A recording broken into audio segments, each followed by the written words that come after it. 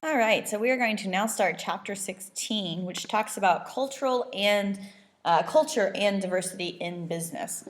This chapter was pretty interesting to review because it reminded me so much of a course I took on international business back when I was getting my master's in business administration. So lesson 16.1 is discussing culture in business, and our objectives for this lesson are to describe the effect of culture on doing business globally and describe how corporate cultures differ among businesses. The word culture has several different meanings. In general, culture is the beliefs, customs, and attitudes of a distinct group of people. A group's culture is often considered in terms of its dress, its food, its language, and its art. It can also be considered in terms of the group's history, the group's geography, and religious beliefs. Culture can refer to an entire country or ethnic groups within the country. It can also refer to a specific social group or institution, so lots of meanings. The global economy creates a diverse culture for business. As companies trade worldwide, they must be aware of different cultures and different business practices. Each country has its own rules for etiquette, for business customs, and personal interaction. So properly approaching people from various cultures can give them a better impression of you. In business, culture has two important meanings. In the broad sense, it refers to the customs of other countries with which companies are doing business. So a custom is a practice followed by people of a particular group or region. So business culture refers to the standards of a particular company.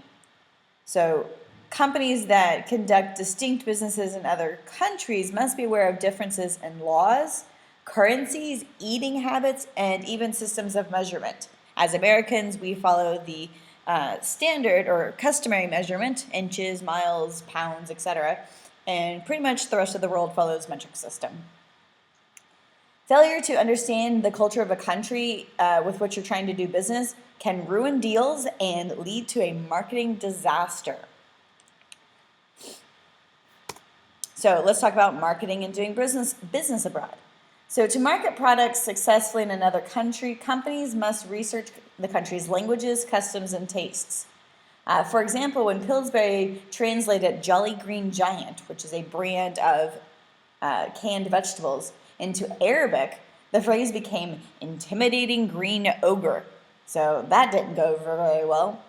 Soft drink maker Coca-Cola changes the amount of carbonation and sugar in its products to suit the tastes of different countries. And as I've traveled all over the world, I have noticed that Coca-Cola does taste differently from place to place, and I actually find it to be best in Mexico and Thailand. I thought those were the two best tasting Cokes. Anything in a glass bottle, typically when it's served in a glass bottle, has a better taste. And in the United States, Mexican Coke is actually highly valued over just American generic Coke that you can get at the grocery store, because the recipe also has pure sugar instead of the high fructose corn syrup that regular Coke uses in the American recipe. So some slight differences. Another one not mentioned in the book but was always funny when I was learning Spanish was Ford used to have a car back in the 70s and 80s called the Nova, N-O-V-A. And when they tried to transfer it to Spanish-speaking countries in Central and South America, Mexico, Colombia, things like that, it didn't translate so well because the word nova means don't go or doesn't go, meaning the car wasn't going anywhere. So it didn't really market that well to buy a car that meant no go. So, watch your translations. All right, so when you're doing business abroad, companies doing business abroad in other countries must be aware of cultural differences that affect the workplace. When the Walt Disney Company opened Euro Disney, French workers objected to certain practices that were typical at Disney's US theme parks. And so as a result, 3,000 workers quit.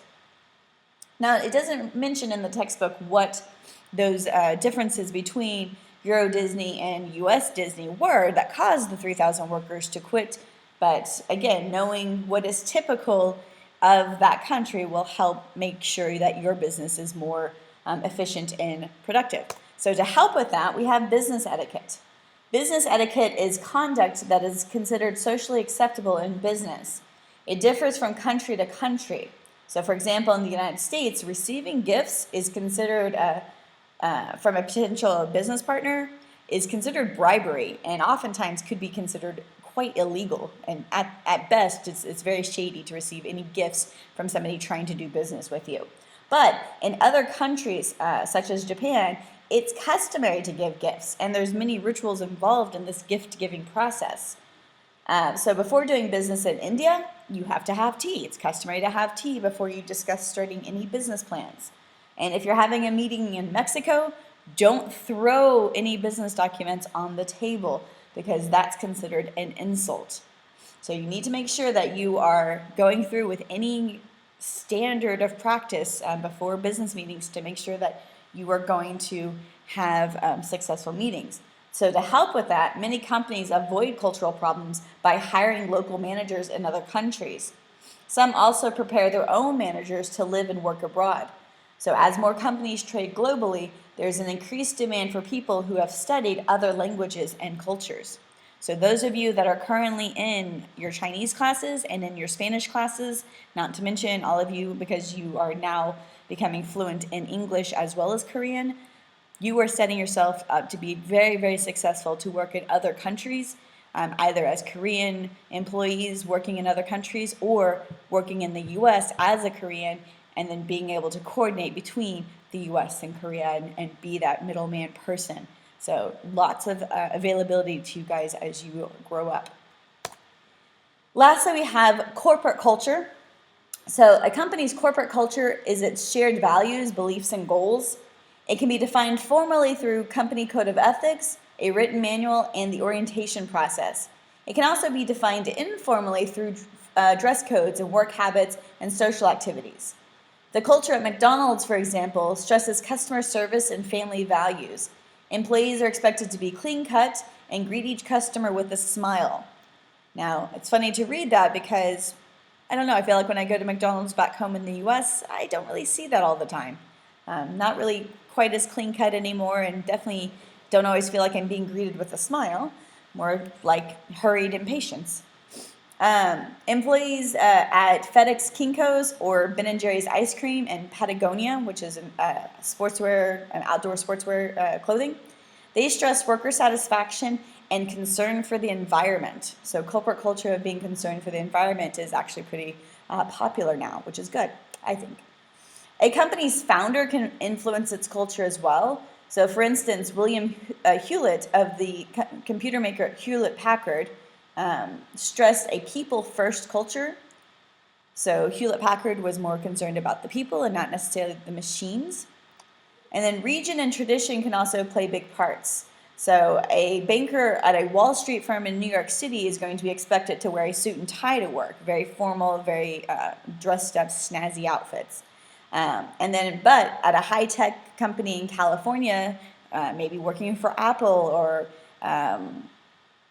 any other high-tech company, I can't think of any off the top of my head, but you might be able to wear t-shirts and shorts to work. So every culture is different. When we have our cultures, we have a formal versus informal culture. So a company's culture affects the way it's organized and does business. So a formal culture may have a strict hierarchy, which is a chain of command. A hierarchy usually has one person at the top who makes all the decisions, and then several levels of management below. This is more commonly known as bureaucracy. Making changes or trying to pass down decisions can be very complicated, and job titles are really important in formal cultures because it indicates power and status within that company. And then dress codes and worker hours are strictly enforced.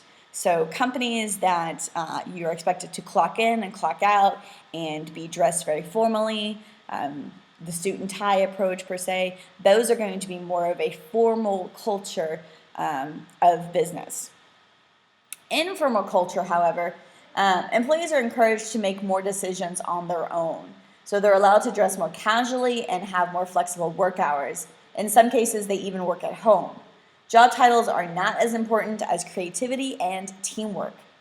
At computer memory maker Kingston Technology, the founders of the company sit in cubicles so that they can interact with the employees and be available to them. So they're not stuck in a high-rise office, away from the employees. They're down in the trenches with their workers. So very few companies, however, have a strictly formal or informal culture. Most tend to be on some end of the spectrum depending on where you are. And even within the same company, from place to place, it could be different. When I worked for Fidelity Investments, I started off in a call center, which is I never saw the customer, so we had business casual, where khakis and a nice shirt to work or something like that. You didn't have to be dressed up super well.